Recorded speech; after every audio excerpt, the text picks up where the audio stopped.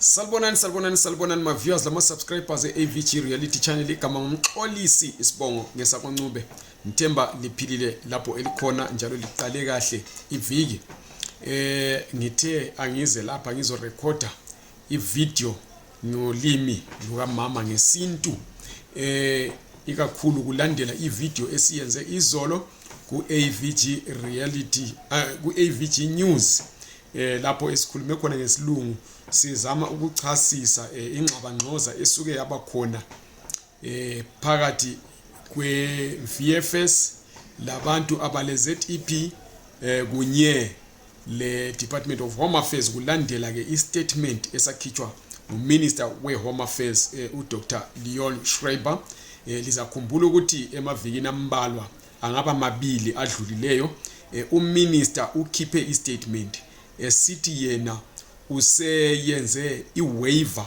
emntwini wonke ole ZEP osefuna ukuthi abe le general work visa uMinister uthe usebeke eceleni ama requirements amabili awe South African Qualifications Authority certificate umbe into evaluation kunye lencwadi evela ku Department of Employment and Labor wathi yena akusadingakali lokho emntwini ole ZEP osemuva kumbe osesojourner to the general work visa eSouth Africa kutheke kulandela lokho kwase usithi abantu abebezama ukuthi bayosubmita incwadi zabo zokuthi beapplyele iwaiver bafika eVFS batshelwa ukuthi akusadingakali ukuthi balethe lezo ncwadi kumbe ngithi baapplyele iwaiver ngoba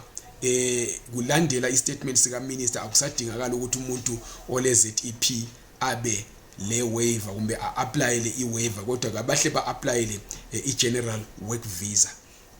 So lokho kwenze ukuthi sibuzisise ke kwabantu be Home Affairs kunye labe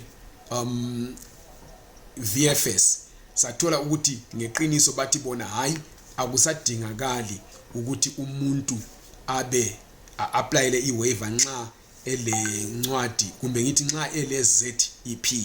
Sase sibuya ke lapha sazolitshela into enjengaleyo kukanti sakhuluma futhi labanye abebevela zama ukusubmita izincwadi zabo eVFS bafika labo bafika baxoxwa bathiwa hayi akusamelanga ukuthi babe ngabantu aba-applyela iwaiver kodwa kabahle bayo-applyela i-general work visa kulandela into ekhulunywe nguMinister.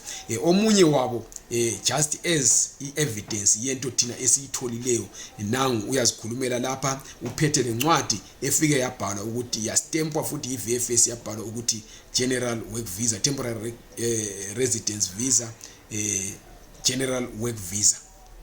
Hayi ngiphuma lana eVFS ne lo sisilona uthe after leya directive yaphumayo asisekho isidingo soku-applyela iwaiver as long as ZEP holder.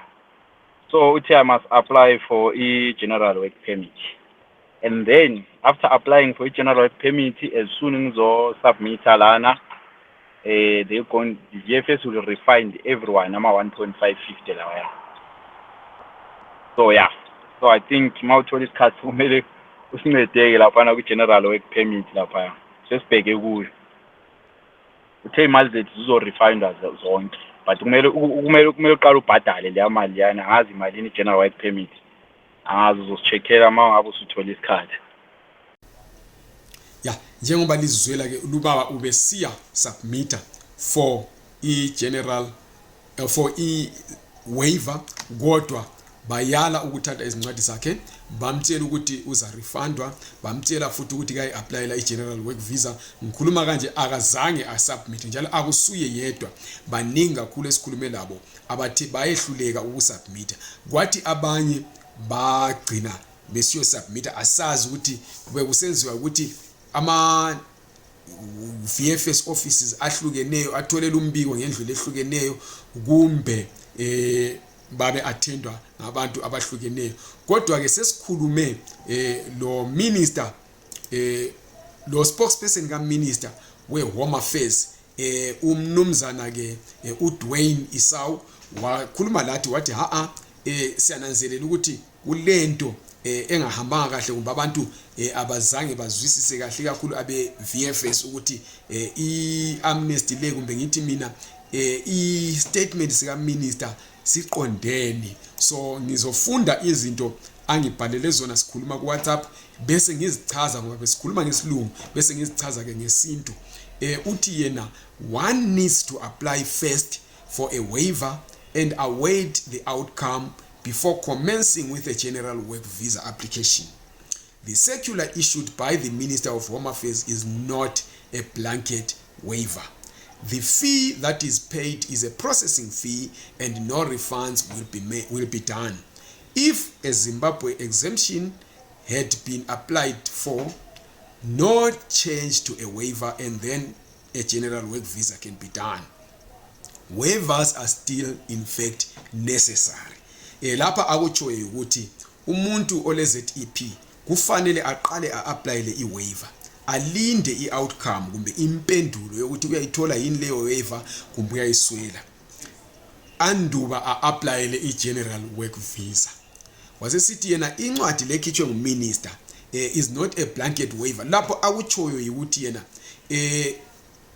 uminister ngesikhathi ebeka eceleni ama requirements esakha certificate le DEL certificate meyithi Department of Employment and Labor certificate, ubengathi ukuthi wonke umuntu ole ZEP kasakunidi lokho, kodwa ubesitsho ukuthi umuntu osele waiver akasakunidi kungenxa yokuthi abantu akade bethola ama waiver bebesuka beapplyela i-general work visa bafike still beyincitsho i-general work visa kuthi abaqale bebuye lesakha certificate kumbe kababuye lencwadi ye-Department of Employment and Labor. So lokhu kubekwe eceleni for lo osethole i-waiver hathi ongakayitholi.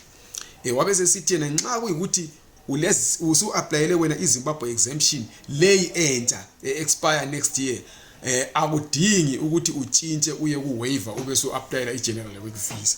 Then ngase ngimtshela ke mina ukuthi apparently some ZEP applicants were turned away from VFS while trying to honor their appointments for waivers. They were told that following the minister's statement they are no longer supposed to apply for a waiver but apply for general work visa. Some have already applied for general work visa straight away without waiver outcomes based on that. Ngamthumela ke mina lencwadi leyo ngilibonise yona eyomuntu obezama uapply bafika bathi TRV general work visa basebesithi TRV application bayala ukuthatha izincwadi zakhe. Ngathi njengalo njengoba libonke into like this one wasesithi they need a waiver first that enables them to apply for a general work visa. So yilo udaba olukhona.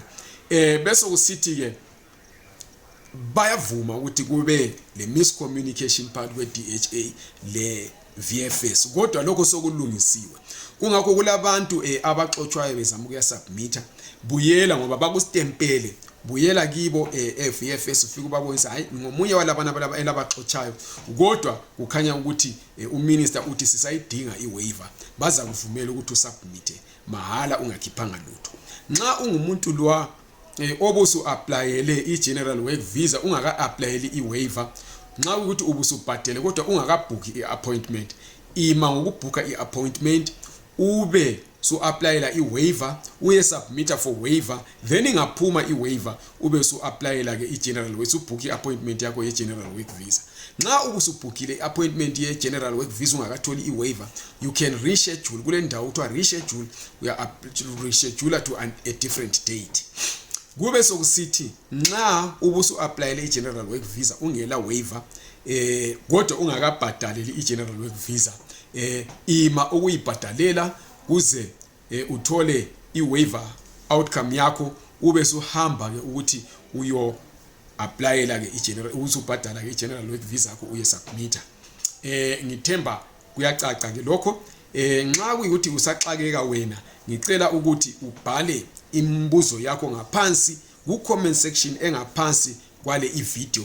Ngizokwenza i-live sasa ngithathe imibuzo yenu mathupha ngihle ngiyiphendule khona lapho liyibuza ukwenzela ukuthi singabe lokhu sisiza sizoyenza ama videos ahlukeneyo kodwa sihle sikwenze lokho kanye. So ngizoba live kwena le channel kusasa bese ngiphendula imibuzo eliyabe liyibuze lapha bese ngizophendula futhi njalo eliyabe liyibuza ngaleso sikhathi. Kodwa nxa ungakhona ukuthi ulinde ngicela ukuthi ungifakele i-message ku WhatsApp enambeni ezithi 073 962 3075 073 962 3075. Ngiza kuphendula. Ngicela ukuthi ungafoni kodwa ufake i-message nge-text, ungafaki i-voice note ngaphandle ukubana sesivumelene lokho. Ngiyabonga kakhulu. Ngicela ukuthi liqhubeke lisubscribe kule i-channel, like i-video le, libuye liyishare.